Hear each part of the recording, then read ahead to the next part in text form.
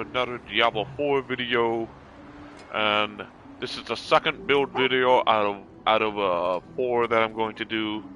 This one we're going over my favorite build is Ball Lightning.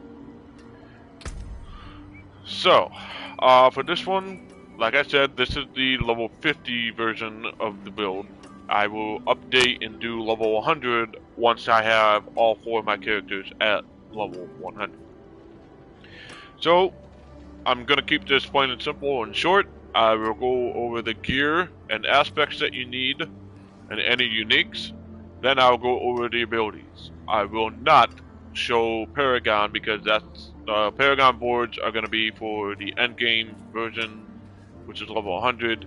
So I'm just going to do gear, aspects, and skills. So starting with the gear. Now keep in mind I don't have any of the gear that we need for the build as of right now. So from level 1 to 50, just stick with whatever is better. Doesn't matter if it doesn't benefit the build or not. Just go with whatever and stick to the skills, because the skills are going to help you. You know, if you get legendaries or any gear that happens to be better, that's why a lot of these are normal gear. But I'm now I'm on Tournament 3, World Tier 3, whatever you want to call it, and I'm just now getting sacred stuff, and that's why you see like the difference between legendary pants, and then boom, I got sacred rare boots, which are actually better than legendary stuff. So I'm just getting into getting sacred stuff right now. But for the helm, you want you can use any legendary helm, but you got to make sure it has the ever living aspect. For the chest, we're gonna go with the unique Raiment of the Infinite, and to get that, you have to farm Varshan, the very first boss, and he is super easy to fight. He is super easy to summon. To summon Varshan, you have to do Tree of Whispers, and once you get to 10 Grim Favors, you turn them into Tree of Whispers, and then they'll give you the materials to summon Varshan. He's very easy to summon, very easy to beat. Just keep farming him until you get the Raiment of the Infinite unique chest armor, which is what we really need for this build, since we're using teleport. And Raiment of the Infinite, what that does is when you teleport, it groups a bunch of enemies together, and then you're able to kill them all with our lightning skills. For the gloves, you can use any legendary gloves. We're not using any uniques here in this slot, but you do want the accelerating aspect. For the pants, we're going to go with Tybart's Will. But Tybart's Will, you can only get from defeating Duriel. And he's level 100, so you won't get Tybart's Will until you reach level 100. So until you get Tybart's Will, just stick with legendary stuff. Just stick with gear that's better for you. For the boots, we're going to go with Asu's Heirloom, which is a unique item. So until you get that, just stick with whatever until you get Asu's Heirloom for the boots. For our weapon, we're gonna put a wand in there because we're gonna want the conceited aspect for the weapon, and then for the offhand, we're gonna want the gravitational aspect. Now, the gravitational aspect, that is the most crucial aspect of this whole entire build, the gravitational aspect, because we're Ball Lightning Sorcerer, and gravitation, what that does is when we spawn out those Ball Lightnings, they actually orbit us, they circle around us, they don't go shooting out and then just travel. They don't do that, they orbit around us, which makes this build pretty good. So you're gonna want that for the offhand. For the gems, you're going to want emeralds in your weapons. You're going to want rubies in your armor to increase your maximum life. And you're going to want skulls in your jewelry to increase the armor. And that's pretty much it for the gear and the aspects. Now for the skills, I am not going to show the Paragon. For the skills, pretty straightforward. I'll keep it nice and simple for you. So we're going to go all the way up top. We're going to put 2 points into Firebolt, and Firebolt is not going to go on the skill bar, but the reason why we're putting points in Firebolt is because of the enchantment. So if you're wondering why are we putting points in Firebolt when we're about lightning torture, well, that's because of the enchantment. So whether we're doing cold skills or lightning skills or just normal skills, the Firebolt enchantment, we're doing burning damage to enemies, which is really, really nice. So 2 points on Firebolt.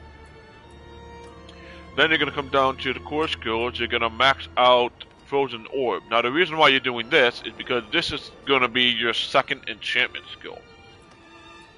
So make sure you max out Frozen Orb. Don't worry about these over here. Just max out Frozen Orb to get the most out of the damage and the enchantment effect. So Frozen Orb is actually really cool because the enchantment effect, whenever you cast a non-basic skill, you have a 30% chance to launch a Frozen Orb at a nearby enemy. So we're basically getting free Frozen Orbs without spending mana. Well, you're not really not spending mana because you have to use a skill to use it, but like you get a free Frozen Orb. So that's nice. That's really nice to have. Then we're going to put 1 point in Devastation to increase our maximum mana. 3 point into Elemental Dominance, so that you can get increased damage. Then we're going to come down to defensive skills. Now you're going to spend a lot of points in here. So you're going to put 1 point in Elemental Attunement, so that every time your critical strikes have up to a 5% chance to reset the cooldown on when you do defensive skills. So that's really nice. We're going to put 1 point in Flame Shield, because Flame Shield just engulfs yourself in flames and does burning damage. So Flame Shield is really nice, especially if you're fighting against bosses and you're surrounded by a bunch of little enemies. Flame Shield will just save you for a split second, so you're able to get out of the fray and not die. So it gives you a little bit of survivability there. They're going to put 1 point in Teleport. Again, Teleport is a good way to just teleport around the map or get out of tough situations. And then we're going to get Shimmering Teleport to get 30% damage reduction for 3 seconds. That's really nice. So again, a little bit more survivability there. We're going to put 3 points in Glass Cannon to increase our damage. So very important that you max out Glass Cannon to max out the damage. Then we're going to put 1 point in Frost Nova. And the reason why we're using Frost Nova is because of its effect and what it does. It freezes the enemies around you. So again, if you're in a tough situation, use Frost Nova, it freezes the enemies, you're able to get away and then kill them all with a lightning skill. So Frost Nova is really nice. And then you're just going to put Enhanced Frost Nova. You know, that way it reduces the cooldown, so you're able to use Frost Nova again after a certain amount of time. Then we're going to come down to Conjuration skills. We're going to put 1 point in Lightning Spear. Lightning Spear is really nice. Very nice skill. It's actually one of my favorites.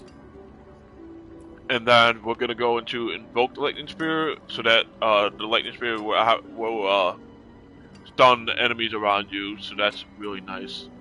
Then we're at 1 point in Align the Elements to get some damage reduction, 3 points in Mana Shield to more damage reduction, and 3 points in Protection to get 30% of your maximum life as a barrier for 3 seconds when using a cooldown. Then we come to our Mastery skills, and this is where it gets interesting because we're going to spend 1 point in Inner Flames. So Flame Shield will do more damage when we use it, and Devouring Blaze will give us a 21% increased critical strike damage against burning enemies. So the enemies will burn from the Firebolt enchantment and Flame Shield, and Devouring Blaze will increase that damage. So that's really nice to get that nice big damage buff from Devouring Blaze.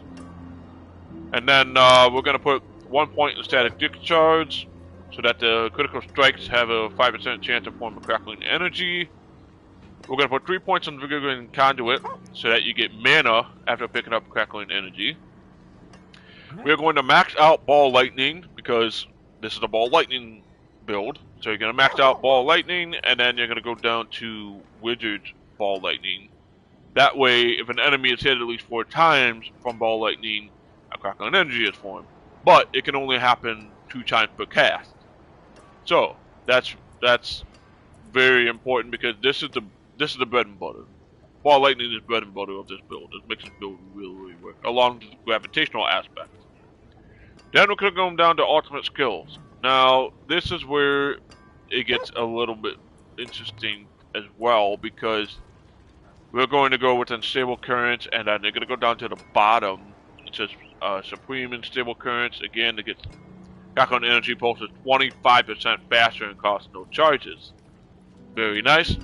We're going to spend 1 point in coursing currents, because hitting enemies with shot skills increase our critical strike chance by 1%. Resets upon getting a critical strike. So that's nice. We're going to max out electrocution, put 3 points in there, so that the enemy deal less damage to you. We want that. That's really nice. 1 point in permafrost, and this is because we're using Frost Nova again, so 5 increased damage to elites. So that's why it's important to use Frost Nova when you're fighting elites and bosses, because you do a little bit more damage. We're gonna max out Hoarfrost again, increase the damage to chilled and frozen enemies. Very nice to have. And for our passive, we're gonna go with Overflowing Energy again, Crackling Energy. And what this does, it reduces your cooldown by 0.1 seconds, increases 0.25 seconds against elites. So again, cooldown reduction. So that's pretty much it for the ball lightning build. My other 2 characters are my barbarian and my necromancer. I'm gonna have to level them up and get them to 50. As far as the next build goes, it's going to be the barbarian one. So the barbarian is next, and then the necromancer, and then I'll update them once I get all my characters to level 100, and I will do endgame versions of all my builds. So this is Big G. Happy Monday. I know a lot of you love those out there, but I will see you in the next video. Have a good one, and Merry Christmas.